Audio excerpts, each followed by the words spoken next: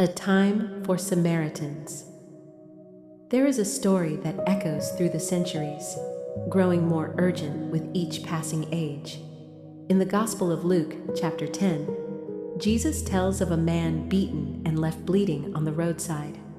A priest sees him and crosses to the other side. A religious official does the same. Then comes a Samaritan, an outsider, a man from a despised people. He stops. He binds the wounds. He pays for the man's care with his own resources. Jesus wasn't telling this story to make people feel good. He was exposing something dangerous, the human capacity to let religion become a substitute for love, to let ritual replace mercy, to let theological correctness become an excuse for walking past suffering. When sacred walls became tombs, history bears witness to this tragedy. Holy wars have soaked the earth with blood, each side claiming divine sanction. Religious tribunals have tortured in the name of truth. Institutions of faith have enabled genocide, destroyed cultures, and inflicted generational trauma, all while maintaining their prayers and ceremonies. In our own time, houses of worship that operated schools of mercy systematically abused children for generations. Religious authorities who should have protected the vulnerable instead protected their reputations. Faith leaders have blessed weapons of war and stood silent while the innocent were slaughtered. These are not distant aberrations. They reveal what happens when the scaffolding of religion, the buildings, the hierarchies, the doctrines, the certainties, becomes more important than the beating heart at its center. The silence of sanctuaries today, the pattern continues. Religious institutions hold trillions in assets, ornate buildings, vast properties, investment portfolios. Meanwhile, the world burns. Children starve in preventable famines. Refugees drown fleeing violence. Entire populations are displaced by war and climate disaster. The silence is deafening. When war erupts, too often religious institutions align themselves with power rather than with the powerless. Faith leaders stand beside politicians who cut aid to the poor while building weapons of mass destruction. They bless flags and armies rather than binding the wounds of the enemy. Houses of worship expand their facilities while people sleep on the streets outside their doors. Religious organizations debate doctrine while the marginalized cry out for basic human dignity. The priest and the religious official are still crossing to the other side of the road. The true revelation. Yet the story Jesus told wasn't meant to end in despair. It was meant to show us the way forward and to reveal what divine love actually looks like. The stunning truth of the parable is this: God was not revealed in the priest or the religious official. God was revealed in the despised outsider who showed mercy. This is the scandal that religion cannot stomach, that love itself is the revelation, that mercy is the face of the divine, that Christ is not found in temples and rituals, but in the hands that bind wounds and the hearts that cannot walk past suffering. There are still those who reflect this love, not the religious professionals. Often they're too busy protecting institutions, but ordinary people who choose mercy over safety, who reveal Christ's compassion through their actions.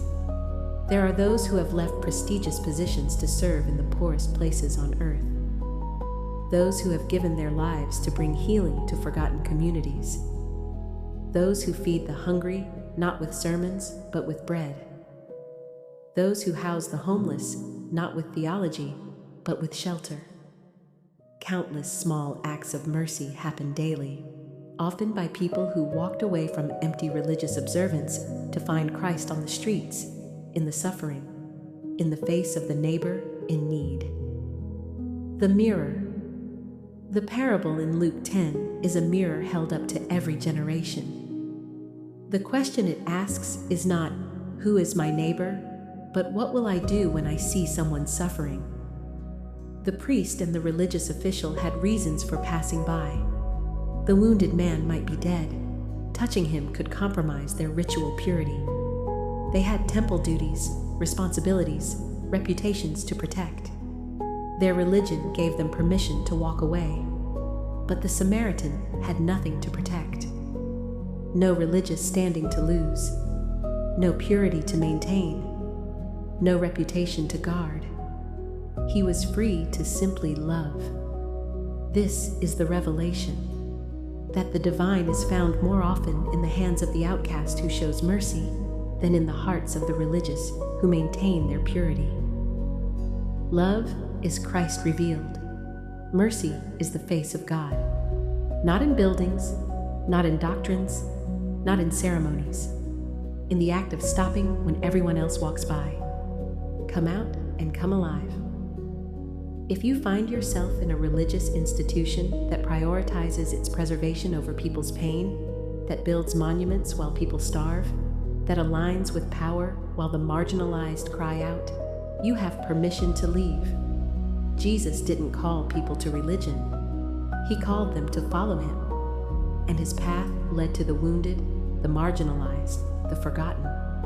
Religion asks, what is the proper interpretation? What is the correct ritual? How do we maintain our traditions? Christ asks, who is suffering? Who needs mercy? Who have you walked past today? The call of this hour. This moment in history, with its wars, its refugees, its growing inequality, its climate crisis, is not a time for religious observance. It's a time for Samaritans. The darkness is real, which means the light matters more than ever. You don't need religious credentials to bind wounds. You don't need institutional approval to show love. You need only to stop when you see suffering, to reach into your own resources, your time, your money, your presence, and act. This is how Christ is revealed. In the stopping, in the binding of wounds, in the sacrifice of resources for another's healing. The wounded still wait. The wounded man is still lying on the roadside, in war zones, in refugee camps, in your city, in the nursing home where loneliness is the deepest wound, in the school where a child is drowning in poverty and no one notices. The question Jesus asked after telling his story was simple. Which of these proved to be a neighbor to the man who fell among robbers? The answer could only be the one who showed mercy. And Jesus said, go and do likewise. Not go and build a bigger institution. Not go and maintain your doctrines. Not go and perfect your rituals. Not go and protect your religious identity. Go and show mercy. The world doesn't need more religion. It needs love. It needs people who will stop on the road, who will bind wounds, who will pay the cost of another person's healing with their own resources.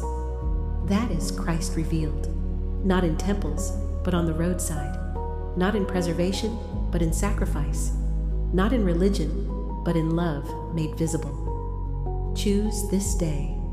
You stand at a crossroads. On one side is the well-worn path of religion, its comforts, its certainties, its social respectability, its ability to make you feel righteous while doing nothing. On the other side is the dusty road to Jericho, where the wounded wait. One path leads to buildings and budgets and theological debates. The other leads to bleeding humanity. One path asks you to believe the right things. The other asks you to love. One path preserves itself. The other pours itself out. Religion will always find reasons to cross to the other side.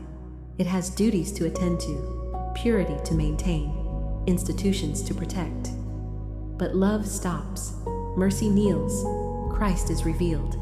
The roadside runs through your life today. Someone is wounded there.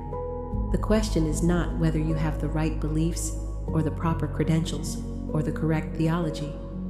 The question is simple. Will you stop? In that stopping, in that mercy, Christ is revealed, and the world is changed, one act of love at a time. This is the call. Come out of dead religion. Step onto the road. Stop for the wounded. Pay the cost. Bind the wounds. In the darkness of this age, be the one who stops. Be the revelation of love. Be Christ to a broken world. The wounded are waiting, and mercy is calling your name.